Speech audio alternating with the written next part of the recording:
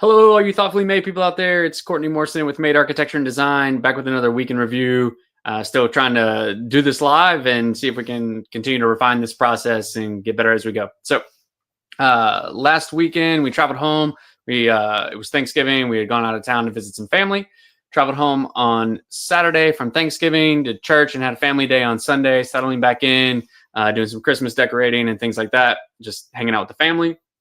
On Monday, got back into it, getting caught up and things like that from having traveled the previous week. So just catching up, emails and things like that. We had a bit of a Xfinity fiasco that I had to deal with a little bit. That this is part of just being a small business owner and being on my own. That when there's technology trouble, I'm the one who deals with it. In this case, Xfinity did what they do, and they just hiked the rate really without warning or explanation. And so that took quite a bit of time to get resolved and figure out what to do. And so thankfully we got it resolved, and then worked on some invoicing for November, got that sent out, which is always a pain to do, but nice to be able to collect money. So that's, it's a blessing in disguise, I guess. And then on Tuesday, we had an RFI that me, the contractor and structural engineer, dealt with for the project I have over in Roswell. It's a automotive body shop, and they're adding a ramp. There's a little bit of a grade drop, and they're adding a ramp to be able to get up into the space. It was previously like a loading dock, and so we had the ramp, but the general contractor had some questions about the foundation details and slab details and things like that. So worked with the structural engineer to be able to give them a solution that they could build. And then looks like we're going to get a new residential project that we've been going back and forth with. I got put in touch with a interior designer and contractor who are working with a family who's going to do pretty significant remodel to their existing house. And but the scope is kind of disparate. And the reason I'm kind of bringing that up is I've talked about this in a previous week in review, in that, there really are kind of two different fee structures: a lump sum fee and an hourly fee. And if I have a lump sum fee, then I'm the one who's taking the risk. And if there's an hourly fee, then the client is the one taking the risk. And in this case, being that the scope is somewhat disparate, a bathroom here, kitchen there, an addition here, things like that, it's really hard to give a lump sum fee for that and feel confident that, I've got everything covered. And for the client to really, say, okay, this bathroom is worth X amount, the addition is worth X amount, and things like that. So for this project, we're going to work hourly, and we gave a, high level kind of estimate of what that would be. But I think it's a good fit for this type of project. And again, just them holding the risk and having a little bit more control over saying, okay, we do want to do this, we don't want to do this. And me communicating to them, hey, here's what I think we need to be able to get this done. Or, it's going to take, 10 hours to draw this thing or whatever it is. So I look forward to getting that started. We'll kick that off next week.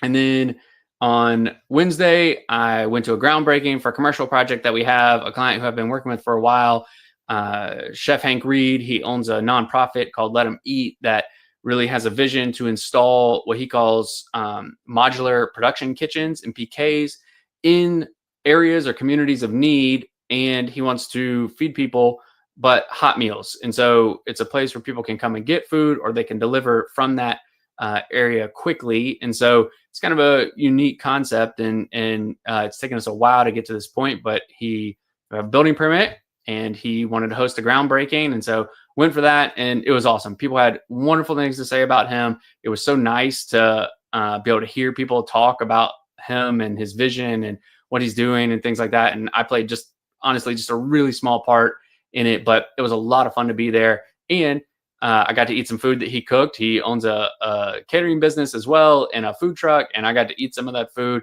He fed the people who came, and so that was awesome. It was really, really good. So I'm excited for him, and that we'll get to go take this next step together. So that was a lot of fun.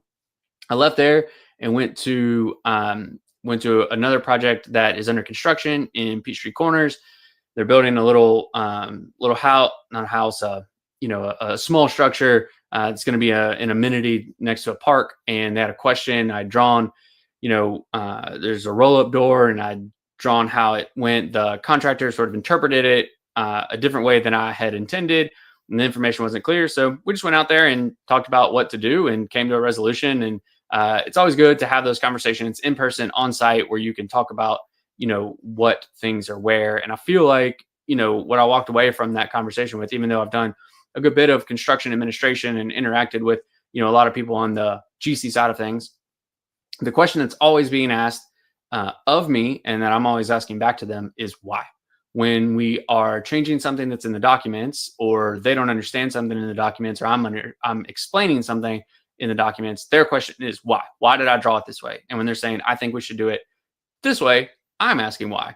And so it's the number one question that we ask and get asked. And that really, changes and goes through the entire scope of a project. And so I would just say, always ask why. And if you're interacting with an architect or with me, always asking why. If you're a contractor and we're going to interact, I'm going to ask you why. And it's just part of the process. It's not malicious. It's just part of how it goes. Why do you want to change this thing? Why do you think it should be done this way? Why did I draw it this way? And, why didn't I draw it that way? So it's a really important question. And, even though it's a, small in scale or in square footage project, still these questions come up that have to be asked. So did that, then came home. So Thursday, I finished up a zoning summary that I've been working on for DeKalb County for the hardware store that I have. The project exists in one of their overlay districts. And so I read pretty thoroughly the district requirements, tried to summarize that for a client, even though, the summary ended up being really like 6 pages long and, 5,000 or 6,000 words. Still, going through, highlighting, bolding things that I thought were important, stood out to me as being applicable to our project, editing out what wasn't applicable to our project. It's pretty robust exercise in trying to, again, read it, internalize it, think about how it applied, and regurgitate it in a format that, would really be a summary to other folks on the team. That took a while, but got that out the door, got some feedback back from that client. We had sent them kind of an initial preliminary layout of the store, and we got information back from their brand designers so that we have a little bit better direction about how to go or where to go with that. So that's always good and helpful. And then Friday, today, I had a call this afternoon with my alma mater group. I've talked about this a little bit. If you don't have a peer group, you absolutely need one. This is a group of architects who are practicing on their own or in small companies, and we can just get together and talk about all kinds of stuff. Somebody's hiring, somebody's looking for office space, somebody's asking about drafting standards or modeling standards, client interactions, all kinds of things, that we can talk about. And so even though I work forward by myself, I have this group of people who I know I can go to and ask them questions about things. And it's really, really helpful. And if you're on your own and you don't have a group like that, you absolutely need one. So we had that call this afternoon. And even if it's not something that I necessarily need, it's fun. It's a fun group of people to talk to and stuff. So highly recommend that. Also did some November financial wrap up, logging mileage and reconciling books and QuickBooks and our accounts and QuickBooks, things like that. So that happened today. And then my client who I met with before Thanksgiving, who's doing the modern house down south of the city. We're working through some design revisions. He and I had a call this morning to talk about, things that he thought maybe could be different or, would help him. And so I'm going to put together some different design options and things like that for him to send down this afternoon when I get off of here. And that's really it. Today's my mom's birthday. Happy birthday, Mom. And tomorrow's my daughter's 6th birthday. So we'll be spending the day with her and doing all the things a 6-year-old girl would like to do for her birthday. And so that'll be it. Next week, we've got some meetings and project kickoff, things like that coming up. So we'll get into that next week. So in the meantime, if you guys have any questions, comments, thoughts about who we are, what we do, or how we do it, leave them below. I'd love to address them in a future week in review. Follow along. Please like, subscribe, anything like that. It really does help. And I look forward to talking to you guys next week. In the meantime, y'all be particular, and we'll talk soon.